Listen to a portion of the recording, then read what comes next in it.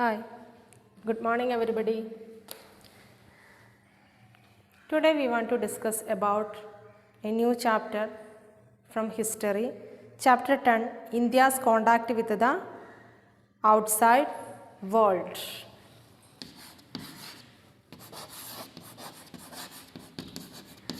India's contact with the outside world. അത് കേൾക്കുമ്പോൾ തന്നെ അറിയാം അല്ലേ, ഇന്ത്യക്ക് മറ്റുള്ളവരുമായിട്ടുള്ള കോണ്ടാക്റ്റ്, മറ്റ് വിദേശ രാജ്യങ്ങളൊക്കെ ആയിട്ടുള്ള കോണ്ടാക്റ്റും അങ്ങനെയുള്ള കാര്യങ്ങളെക്കുറിച്ചാണ് നമ്മൾ ഈ ചാപ്റ്ററിലൂടെ ഡിസ്കസ് ചെയ്യാൻ പോകുന്നത്. Okay, since the dawn of civilization India had contact with other parts of the world mainly through the activities of traders, conquerors and missionaries. പ്രധാനമായിട്ടും ചില ആക്ടിവിറ്റികൾ ട്രേഡേഴ്സായിട്ടും അതുപോലെ തന്നെ കോൺകറേഴ്സായിട്ടും മിഷണറീസൊക്കെ ആയിട്ട്. Indian product were in great demand in other countries. Okay, Indian പ്രോഡക്റ്റിനൊക്കെ മറ്റ് രാജ്യങ്ങളിലൊക്കെ വളരെയധികം ഡിമാൻഡ് ഉണ്ടായിരുന്നു. And were exchanged for gold and silver. നമ്മുടെ ഇന്ത്യൻ പ്രോഡക്റ്റ് വിദേശ രാജ്യങ്ങളിലേക്ക് കൊടുക്കുമ്പോൾ തിരിച്ച് നമുക്ക് ഗോൾഡും സിൽവറൊക്കെ ലഭിച്ചിരുന്നു. Hans rulers of north India as well as south India encouraged foreign trade. അതുകൊണ്ട് തന്നെ നോർത്ത് ഇന്ത്യയിലെയും സൗത്ത് ഇന്ത്യയിലെയും റൂളേഴ്സ്, ഭരണാധികാരികൾ എന്ത് ചെയ്തിരുന്നു? യെസ്, ഫോറിൻ ട്രേഡിനെ എപ്പോഴും എൻകറേജ് ചെയ്തു. എൻകറേജ് ചെയ്യാൻ എന്താണ്? പ്രോത്സാഹിപ്പിച്ചിരുന്നു. കാരണം അവിടെ നിന്ന് ധാരാളമായിട്ട് സ്വർണ്ണ നാണയങ്ങളും വെള്ളി നാണയങ്ങളൊക്കെ ലഭിക്കാൻ തുടങ്ങിയതുകൊണ്ട് തന്നെ ഫോറിൻ ട്രേഡിനെ വളരെയധികം എൻകറേജ് ചെയ്തു. India's long cost line had A number of port. ഇന്ത്യയുടെ ഈ നീണ്ട കോസ്റ്റ് ലൈൻ ഉണ്ടല്ലോ, തീരപ്രദേശം, അതെന്ത് പ്രൊവൈഡ് ചെയ്തു? Number of port. അവിടെ ധാരാളമായിട്ട് തുറമുഖങ്ങളുണ്ടായിരുന്നു. Like Sopara, Cambay, Broach, Tamralipti, Arikamedu, Calicut and Kochi. അപ്പോൾ ഏതൊക്കെയായിരുന്നു പ്രധാനമായിട്ടുള്ള പോർട്ടുകൾ? Sopara, Cambay, Broach, Tamralipti, Arikamedu, Calicut and Kochi. In order to gain control over maritime trade, most rulers tried to bring many ports under their control as possible. ഇങ്ങനെ മാരിടൈം ട്രേഡ്, കടൽ കടന്നുള്ള അല്ലെങ്കിൽ വിദേശ രാജ്യങ്ങളിലേക്കുള്ള ട്രേഡ് പ്രോസ്പർ ആയതോടുകൂടി, അഭിവൃദ്ധി പ്രാപിച്ചതോടുകൂടി ഒരുപാട് റൂളേഴ്സ് മിക്ക പോർട്ടുകളും അവരുടെ നിയന്ത്രണത്തിലാക്കാൻ ശ്രമിച്ചു. India is protected by high mountains in the north and north west. The passes in these mountains linked India with the outside world. India is protected by high mountains in the north and northwest. India is protected by high mountains in the north and northwest. The passes in these mountains linked India with the outside of the world. ഈ ഇതെന്ത് ചെയ്തിരുന്നു? ഇന്ത്യയിലെ നോർത്തിൽ high mountains ഉണ്ടെന്ന് പറഞ്ഞു അല്ലേ, അതുപോലെ തന്നെ north വെസ്റ്റിലും. The passes in these mountains linked India in the outside world. മറ്റുള്ള അവരുമായിട്ട് ലിങ്ക് ചെയ്ത് അല്ലെ കണക്ട് ചെയ്തുകൊണ്ടിരിക്കുന്ന അതിനിടയിലുള്ള പാസസ് ആയിരുന്നു. Okay, under the rule of strong dynasty the passes were well defended. അപ്പോൾ വിദേശികളൊക്കെ ഇവിടേക്ക് നുഴഞ്ഞു കയറിക്കൊണ്ടിരുന്നത് ഈ നോർത്തിലൊക്കെ അവിടെയുള്ള ആ വലിയ മൗണ്ടെയ്ൻസിനിടയിലൂടെ നാരോ ആയിട്ടുള്ള റൂട്ട് ഉണ്ടായിരുന്നു, അല്ല ഇടുങ്ങിയ വഴികളുണ്ടായിരുന്നു, അതിലായിരുന്നു. അപ്പോൾ അവിടെ പ്രൊട്ടക്റ്റ് ചെയ്യുകയാണെങ്കിൽ വിദേശികൾക്ക് ആർക്കും ഇങ്ങോട്ട് വരാൻ, ബാക്കിയുള്ളൊക്കെ കടൽമാർ. ഇന്ത്യയുടെ സ്പെഷ്യാലിറ്റി എന്താണ്? പെനിൻസുലയാണ് അല്ലേ. പെനിൻസുല പറഞ്ഞാൽ എന്താ? 3 സൈഡ്സ് കവേർഡ് വിത്ത് വാട്ടർ. ഒരു ഭാഗത്ത് മാത്രമുള്ള ലാൻഡ് ഏരിയ അല്ല. ഇങ്ങനെ നോക്കുകയാണെങ്കിൽ ഇവിടെ വാട്ടർ, ഇവിടെ വാട്ടർ, ഇവിടെ വാട്ടർ, ഇവിടെ മാത്രമേ ലാൻഡ് ഏരിയ ഉള്ളൂ. ഈ മുകൾ ഭാഗത്ത് ഈ ലാൻഡ് ഏരിയക്കാണ് നമ്മൾ നോർത്ത് എന്ന് പറഞ്ഞു. നോർത്തിലും നോർത്ത് വെസ്റ്റിലും അല്ല ഇവിടെ പ്രൊട്ടക്റ്റഡ് ആണ് പറഞ്ഞു, വെൽ പ്രൊട്ടക്റ്റഡ് ആണെന്ന് പറഞ്ഞു. അതുകൊണ്ട് തന്നെ വെൽ പ്രൊട്ടക്റ്റഡ് ആയതുകൊണ്ട് ഇവിടെ ഉണ്ടെന്നാണ് പറഞ്ഞിട്ടുള്ളത്. ഇവിടെ ഇങ്ങനെ മൗണ്ടെയ്ൻസ് ഒക്കെ ഉള്ളതുകൊണ്ട് ഒരു നാരോ ആയിട്ടുള്ള ഒരു വഴിയേ ഉള്ളൂ ഇവിടേക്ക് വരാനായിട്ടുള്ളത്. അവിടെ പ്രൊട്ടക്റ്റ് ചെയ്യുകയാണെന്നുണ്ടെങ്കിൽ ആരും ഇവിടേക്ക് എൻട്രൻസ് ചെയ്യില്ല. In order to gain control over India is protected by high mountains in the north and northwest. The passes in these mountains linked India with the outside world. Under the rule of strong dynasties, the passes were well defended. When the dynasties declined, the passes were left unguarded. ഡൈനാസ്റ്റികളൊക്കെ decline അല്ലേ, ഈ രാജവംശങ്ങളൊക്കെ decline ചെയ്തതോടുകൂടി ഈ പാസസും ഇവിടേക്ക് വരാനുള്ള ആ വഴിയും ആരും സംരക്ഷിക്കാനില്ലാതായി. This attracted foreign invasion, അത് വിദേശികളെ ഇവിടേക്ക് എന്ത് ചെയ്തു, ആകർഷിച്ചു. അവർക്ക് ആഗമനത്തിന്, അവരെ ഇൻവാഷൻ അല്ലെ ഇൻവാഡ് ചെയ്യാനായി, അവർക്ക് പ്രവേശിക്കാനായിട്ട് ആ വഴി അവിടെ അങ്ങനെ തുറന്നു കിട്ടിയ പോലായി. Cultural interaction. Contact with other countries resulted in cultural interaction.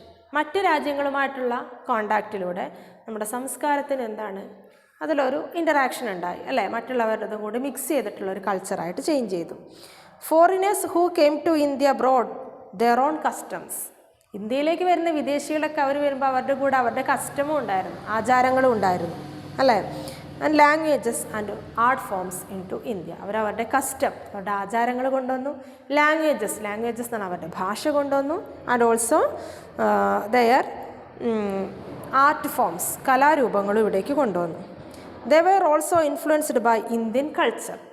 Indian കൾച്ചറിനെ അവർ ഇൻഫ്ലുവൻസ് ചെയ്തു അല്ലേ, നമ്മുടെ സംസ്കാരത്തെ വളരെയധികം സ്വാധീനിച്ചു. Indians who travelled abroad carried their culture to distant lands. ഇനി ആരാണോ എബ്രോഡിലേക്ക് പോകുന്നത് അവരും എന്ത് ചെയ്തു, നമ്മുടെ കൾച്ചർ അവിടെ സ്പ്രെഡ് ചെയ്തു. Then north west India and foreign invasion. What is the next topic? North west India and foreign invasion. After the decline of the Maurya, many foreign tribes invaded India through the northwestern passes. After the decline of the Mauryas, അല്ലേ, മൗര്യ രാജവംശം തകർന്നതിനെ തുടർന്ന് many foreign tribes invaded India through the north western passes. ഈ north western പാസസിലൂടെ ഒരുപാട് foreigners ഇന്ത്യയിലേക്ക് ആക്രമിച്ചു വന്നു. Then the first among them were the Bactrians. അതിലാദ്യമായിട്ട് വന്നവരിൽ പ്രധാനികൾ എന്ന് പറയുന്നത് ബാക്ട്രിയൻസ് ആയിരുന്നു, or Indo Greeks. Bactrians or Indo Greeks. That means Greeks who had settled in Bactria in Afghanistan. അഫ്ഗാനിസ്ഥാനിലെ ബാക്ട്രിയയിൽ സെറ്റിൽ ചെയ്തിട്ടുള്ള ആളുകളെയാണ് ബാക്ട്രിയൻസ് എന്ന് പറയുന്നത്. അതുമല്ലെങ്കിൽ അവരറിയപ്പെടുന്നതായിരുന്നു ഇൻഡോ ഗ്രീക്സ് എന്നുള്ളത്. The Indo-Greeks brought part of northwestern India under their rule. Indo-Greeks brought part northwestern India under their rule. അവരെന്ത് ചെയ്തു, അവരുടെ ഭരണത്തിന് കീഴിലേക്ക് കൊണ്ടുവന്നു. The Indo-Greek rule led to the combination of Greek art style with Indian forms.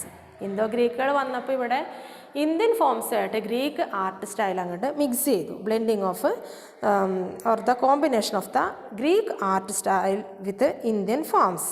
characteristics of the Gandhara school of art. Many Greek terms were absorbed into the Sanskrit language. അല്ലേ, നമ്മൾ സാൻസ്ക്രിറ്റ് ലാംഗ്വേജിൽ ഒരുപാട് Greek ടേംസുകളൊക്കെ absorb ചെയ്തു. After the Indo Greeks several tribes of the central Asian origin invaded India. അല്ലേ, ഇൻഡോ-ഗ്രീക്സിന് ശേഷം ഒരുപാട് സെൻട്രൽ ഏഷ്യൻ ഒറിജിൻ അല്ലേ, സെൻട്രൽ ഏഷ്യയിലെ ആ നിവാസികൾ ഇവിടേക്ക് എന്ത് ചെയ്തു, ആഗമിച്ചു.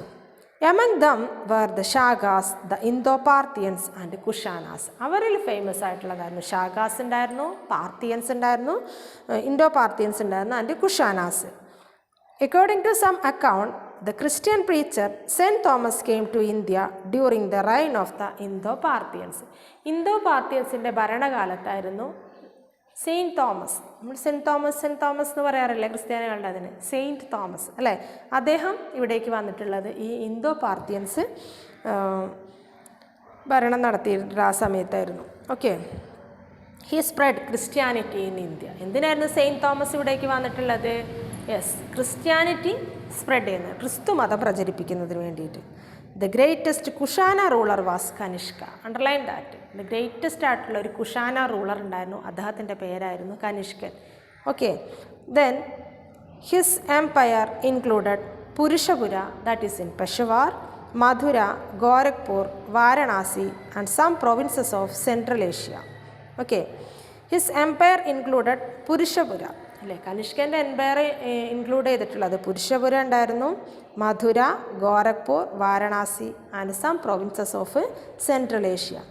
കനിഷ്കാസ് ക്യാപിറ്റൽ വാസ് അറ്റ് പുരുഷപുര. കനിഷ്കൻ്റെ ക്യാപിറ്റൽ എവിടെയായിരുന്നു? പുരുഷപുരയിലായിരുന്നു.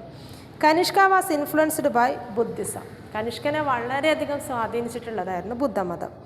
He organised the 4th Buddhist council in Kashmir. അദ്ദേഹം 4th ബുദ്ധിസ്റ്റ് കൗൺസിൽ ഓർഗനൈസ് ചെയ്ത് സംഘടിപ്പിച്ചിരുന്നു. എവിടെയായിരുന്നു 4th ബുദ്ധിസ്റ്റ് കൗൺസിൽ? കാശ്മീരിൽ. The next one, spread of Buddhism from India. What is our next topic? Spread of Buddhism.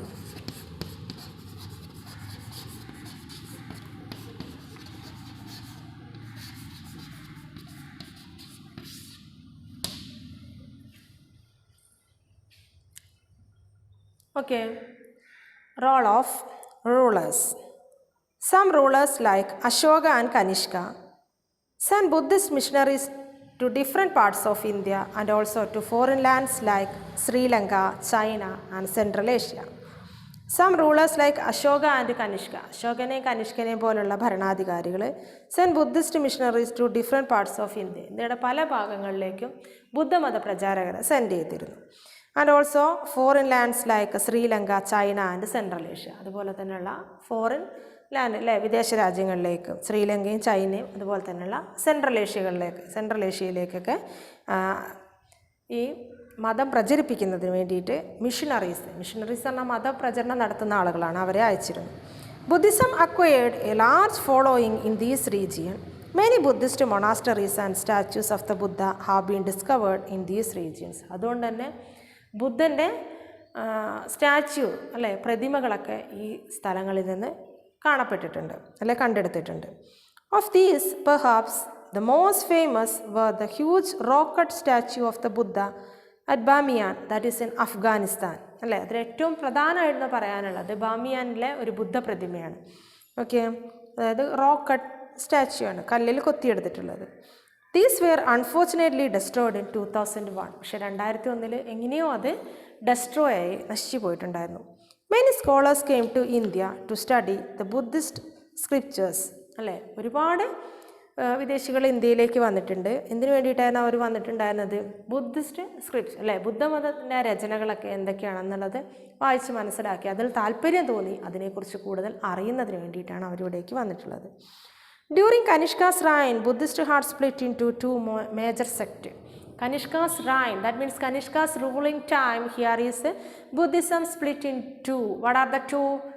Mahayana and Hinayana. How can we say that? Mahayana and Hinayana. Okay, Mahayana means great vehicle, Hinayana means lesser vehicle. Okay, ബുദ്ധമതം രണ്ടായിട്ട് വേർതിരിച്ചിരുന്നു, that is Mahayana and Hinayana. The followers of Mahayana Buddhism prefer to worship images of Buddha. Okay, the followers of the Mahayana Buddhism, they prefer to worship images of the Buddha. ബുദ്ധൻ്റെ images അല്ലേ, ബുദ്ധൻ്റെ ഫോട്ടോസൊക്കെ ആരാധിക്കുന്നവരായിരുന്നു ഇത് Mahayana Buddhism.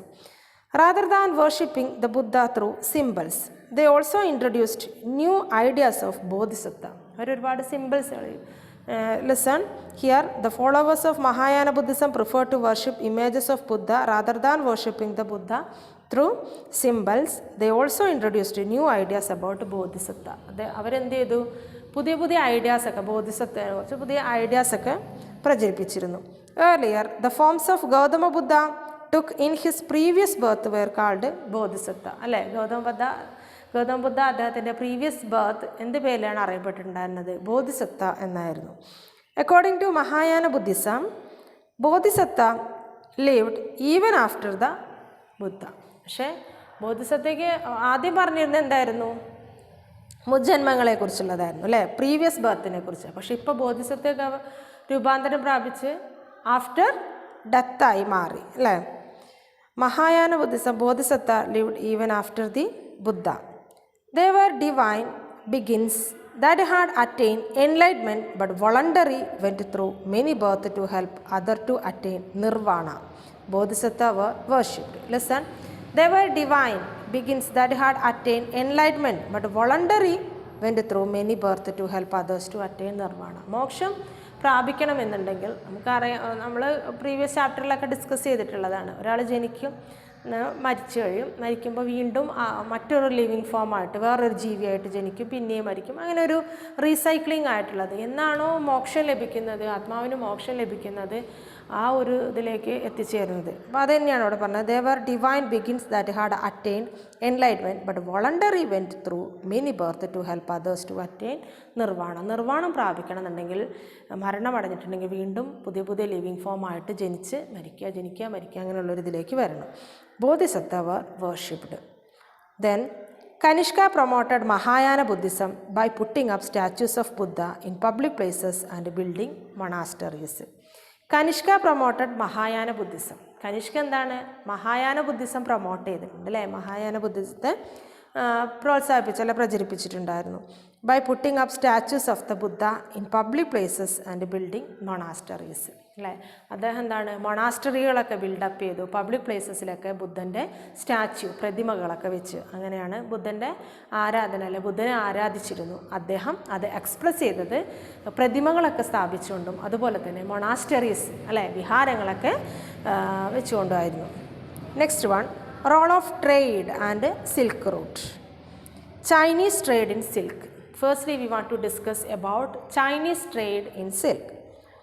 Chinese silk was in great demand during the ancient period because of its fine quality. അല്ലേ? അദ്ദേഹത്തിൻ്റെ fine quality കൊണ്ട് തന്നെ, ഗുണമേന്മ കൊണ്ട് തന്നെ ഈ ചൈനീസ് സിൽക്ക് ഗ്രേറ്റ് ഡിമാൻഡായിരുന്നു. It became fashionable to wear clothes made of this expensive material. അല്ലേ? ഒരു ഫാഷനബിൾ ആയിട്ടുള്ള ക്ലോത്തായിരുന്നു, എക്സ്പെൻസീവ് ആയിട്ടുള്ള മെറ്റീരിയൽ ആയിരുന്നു അതിന് യൂസ് ചെയ്തിട്ടുണ്ടായിരുന്നത്. Especially among the royalty and upper classes in many countries. അല്ലേ? രാജകുടുംബത്തിൽപ്പെട്ടവരും ഉയർന്ന ജാതിയിൽപ്പെട്ട ആളുകളൊക്കെ ആയിരുന്നു പ്രധാനമായിട്ടും ഈ ഡ്രസ്സ് വിയർ ചെയ്തിട്ടുണ്ടായിരുന്നത്, ധരിച്ചിട്ടുണ്ടായിരുന്നത്. Silk worms were specially raised for producing raw silk from their cocoon. അല്ലേ? സിൽക്ക് വോംസ് പട്ടുനൂൽ പുഴുക്കളിൽ നിന്നാണ് ഈ പട്ടുനൂല് ഉണ്ടാക്കുന്നത് അല്ലേ, ആ കൊക്കൂണുകളിൽ നിന്ന്. This is now called sericulture. ഇന്നത് എന്ത് പേരിലാണ് അറിയപ്പെടുന്നത്? സെറികൾച്ചർ എന്നാണ് പറയുക. പട്ടുനൂൽ പുഴുക്കളിൽ നിന്ന് പട്ട് സംഭരിക്കുന്ന ആ ഒരു മെത്തേഡ്, പട്ടുനൂൽ പുഴുക്കളെ വളർത്തുന്നത് അല്ലേ, മൾബറി ഒക്കെ നൽകി അതിനെ വളർത്തുന്ന ആ ഒരു rearing of silk worms, that is called sericulture എന്നാണ്. പട്ടുനൂൽ പുഴുക്കളെ നമ്മൾ വളർത്തുകയാണെങ്കിൽ അത് എന്ത് പേരിലാണ് അറിയപ്പെട്ടിട്ടുള്ളത്? സെറികൾച്ചർ എന്നായിരുന്നു അറിയപ്പെട്ടിട്ടുണ്ടായിരുന്നത്. This method of making silk was a closely guarded secret in China. ഈ ചൈനീസ് സിൽക്ക് ഉണ്ടല്ലോ, ഇത് ചൈനയിൽ അവർ ഈ ഡ്രസ്സ് ഉണ്ടാക്കുന്നത് എങ്ങനെയാണ്, അല്ലെങ്കിൽ പട്ടുനൂൽ പുഴുക്കളിൽ നിന്ന് ഈ പട്ട് വേർതിരിച്ചെടുത്താൽ അത് ഉണ്ടാക്കിയിട്ട് എങ്ങനെയാണ് ഈ ക്ലോത്ത് മെയ്ഡപ്പ് ചെയ്യുന്നത് എന്ന് വളരെ സീക്രട്ടായിട്ട്, വളരെ രഹസ്യമായിട്ടായിരുന്നു അവരിത് ആ മെത്തേഡ് സൂക്ഷിച്ചിട്ടുണ്ടായിരുന്നത്. It is said that craftsman who gave away the secret would have his thumb cut off as punishment. ഇതുണ്ടാക്കണ ആ ക്രാഫ്റ്റ്മാൻ ഉണ്ടല്ലോ, ആ നെയ്ത്തുകാരൻ, ഈ തുണി നെയ്യുന്ന ആൾ ഇതിൻ്റെ മെത്തേഡ് ആർക്കെങ്കിലും പറഞ്ഞു കൊടുത്തിട്ടുണ്ടെങ്കിൽ അയാളുടെ തമ്പ് അല്ലേ, ഈ തള്ളവിരൽ വെട്ടിക്കളയുമെന്നാണ്. ഈ വിരലില്ലെങ്കിൽ ഒന്ന് സങ്കല്പിച്ച് നോക്ക്, നമുക്ക് പിന്നെ എന്തിനെങ്കിലും പറ്റുമോ? ഈ 4 വിരലുണ്ടെന്ന് പറഞ്ഞിട്ട് കാര്യം, നമ്മുടെ ഏറ്റവും പ്രധാനമാണിത്. ഇതില്ലാന്നുണ്ടെങ്കിൽ പിന്നെ നമുക്ക് ഹോൾഡ് ചെയ്യാൻ എല്ലാത്തിനും ബുദ്ധിമുട്ടാണ് അല്ലേ. ഈ വിരലുകളുടെ സ്പെഷ്യാലിറ്റി എന്താ നമ്മുടെ സെക്കൻഡ് ചാപ്റ്ററിൽ പഠിച്ചിരുന്നു അല്ലേ. ഫ്രീഡാണെന്ന് പറഞ്ഞു, ഫേസ് ടു ഫേസ് ആയിട്ട് ടച്ച് ചെയ്യാമെന്ന് പറഞ്ഞു, ഹോൾഡ് ചെയ്യാൻ പറ്റുമെന്ന് പറഞ്ഞു, എവറിത്തിങ് അല്ലേ, എല്ലാത്തിനും ഹെൽപ്ഫുൾ ആയിട്ടുള്ളതാണ് നമ്മുടെ തമ്പ് എന്ന് പറയുന്നത്.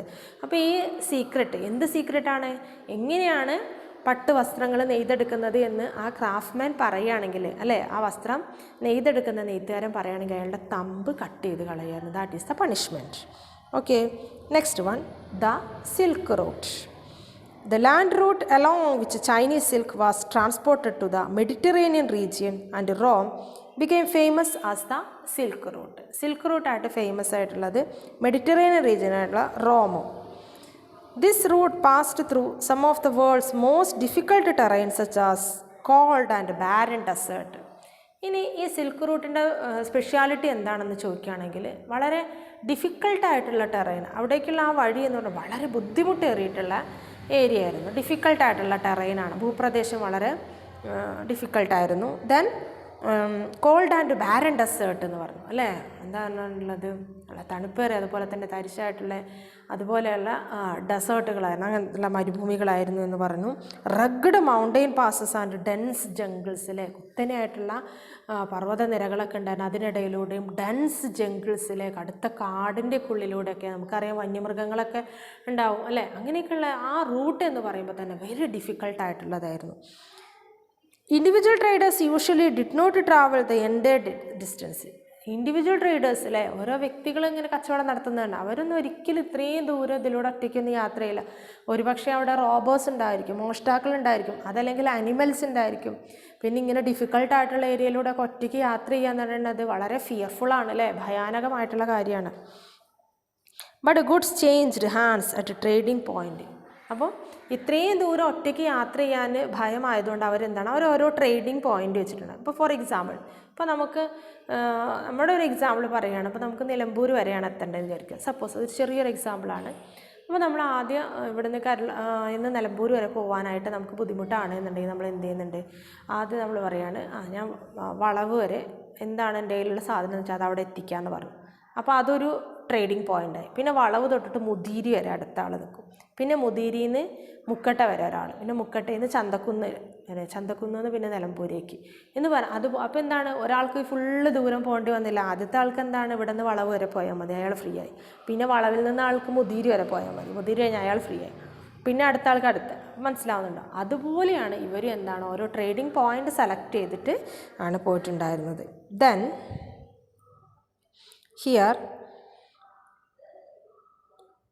traders usually traveled on foot along with the caravan or processions of camels, horses and cart loaded with goods. മിക്ക ആളുകൾ എന്തായിരുന്നു, നടന്നായിരുന്നു കച്ചവടക്കാർ പോയിക്കൊണ്ടിരുന്നത്. അവർ കൂടെ ഒന്നെങ്കിൽ കാരാവൻ ഉണ്ട്, അതല്ലാന്നുണ്ടെങ്കിൽ അവരെന്തായിരിക്കും ഹോഴ്സസിൻ്റെ അല്ലേ കുതിരപ്പുറത്തോ അല്ലെങ്കിൽ എന്തായിരിക്കും മറ്റുള്ള കാർട്ടിലൊക്കെ അല്ലേ, അതുപോലെ തന്നെ ഹോഴ്സ് കാർട്ടിലോ കുതിരവണ്ടി അല്ലെങ്കിൽ ക്യാമലിൻ്റെ ഒട്ടകത്തിൻ്റെ പുറത്തൊക്കെ ഇങ്ങനെ ലോഡ് കെട്ടി വെച്ചിട്ടൊക്കെ ആയിരിക്കും അവർ ചിലപ്പോൾ പോവുക. The traders carried rich gift for the rulers of the kingdom through which the caravan passed. അവിടെ കാരാവൻ പാസ് ചെയ്യണത് അല്ലേ, കച്ചവട സാധനങ്ങൾ കൊണ്ടുപോകണ ആ വണ്ടി അത് പാസ് ചെയ്യണ ഏരിയയിലൂടെ പോകുമ്പം ഓരോ രാജ്യത്തൂടെ ഇങ്ങനെ പോവുമായിരിക്കും. അപ്പോൾ അവിടുത്തെ രാജാക്കന്മാരെ സന്തോഷപ്പെടുത്തുന്നതിന്, അവരെ പ്രീതിപ്പെടുത്തുന്നതിന് വേണ്ടിയിട്ട് അവർക്കുള്ള ഗിഫ്റ്റുകളും കൊണ്ടുപോകുന്നുണ്ടാവും. The rulers in turn took steps to ensure the comfort of travelers and security against robbers. അപ്പോൾ തിരിച്ച് സമ്മാനം കൊടുക്കുമ്പോൾ രാജാവ് എന്ത് ചെയ്യും, തിരിച്ച് അങ്ങോട്ട് സഹായം ചെയ്യുകയാണ്. റോബേഴ്സ് അല്ലേ, കള്ളന്മാരെന്നിവരെ ഉപദ്രവിക്കാതിരിക്കാൻ വേണ്ടി രാജാവ് ഭടന്മാരെ കൂടെ വിടും അല്ലേ, പ്രൊട്ടക്റ്റ് ചെയ്യുന്നതിന് വേണ്ടിയിട്ട് അവിടെ നിന്ന് ഗാർഡുകളെ കൂടെ സെക്യൂരിറ്റി ആയിട്ട് കൊടുക്കും. During the rule of Central Asian rulers, Indian traders participated actively in the trade along the Silk Route.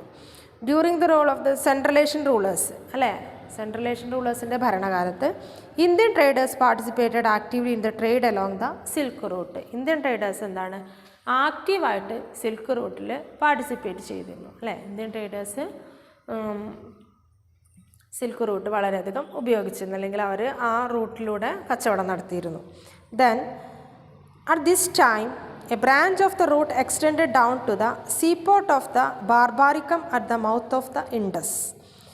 Gold coins issued by the Kushana rulers were widely used in trade on this route. Listen, at this time a branch of the route extended down to the seaport. അല്ലേ, അവർ ഏതുവരെ extend ചെയ്ത് വ്യാപിപ്പിച്ചിരുന്നു, Barbaricum വരെയാണ്. അതായത് ഇൻഡസ് റിവറിൻ്റെ mouth of the Indus എന്ന ഇൻഡസ് റിവറിൻ്റെ അടുത്ത് വരെ അല്ലേ, അതിൽ അതുവരെയുള്ള ഏരിയയിലേക്ക്. Gold coins issued by the Kushana rulers were widely used in trade on this route അല്ലേ. Kushana rulers gold coins use ചെയ്തു, അതോടുകൂടി ഈ സിൽക്ക് റൂട്ട് കച്ചവടത്തിന് വളരെയധികം യൂസ് ചെയ്തു. Through the silk route Mahayana Buddhism spread to west and central Asia. അങ്ങനെ silk റൂട്ടിലൂടെ തന്നെ മഹായാന ബുദ്ധിസം സ്പ്രെഡ് ചെയ്തു വെസ്റ്റിലും അതുപോലെ തന്നെ സെൻട്രൽ ഏഷ്യയിലും. China, Korea and Japan. Similarly India's close trade relation with south east Asia. അതുപോലെ തന്നെ ഇന്ത്യക്ക് ക്ലോസ് ട്രേഡ് റൂട്ട് ഉണ്ടായി സൗത്ത് ഈസ്റ്റ് ഏഷ്യ ആയിട്ട്.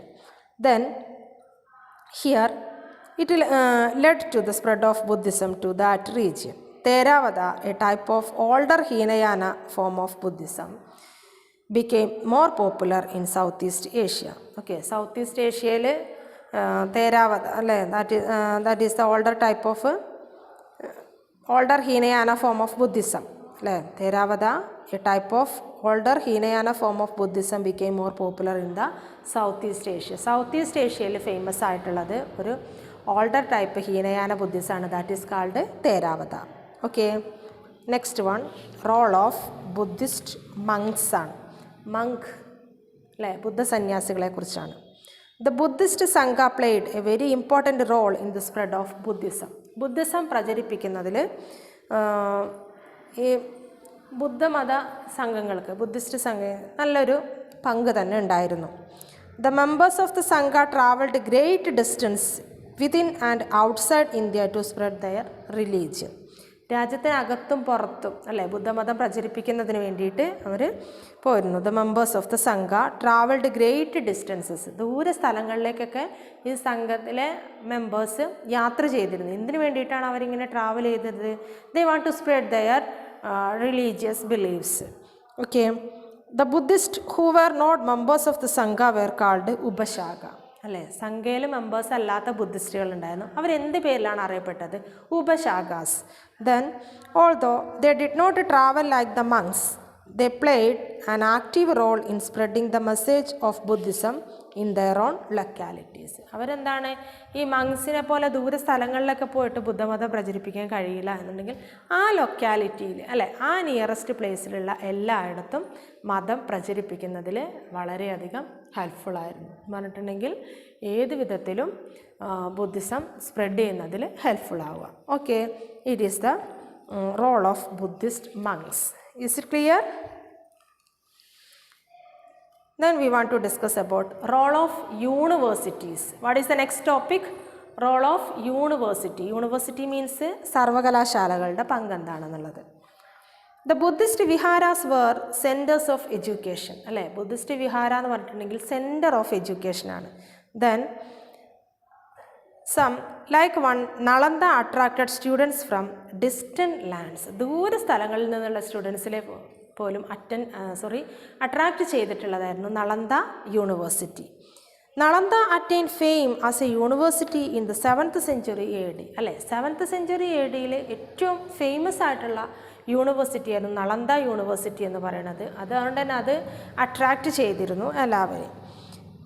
In addition to Buddhist religious philosophy and Vedic philosophy, secular subjects such as logic, medicine and grammar were taught here.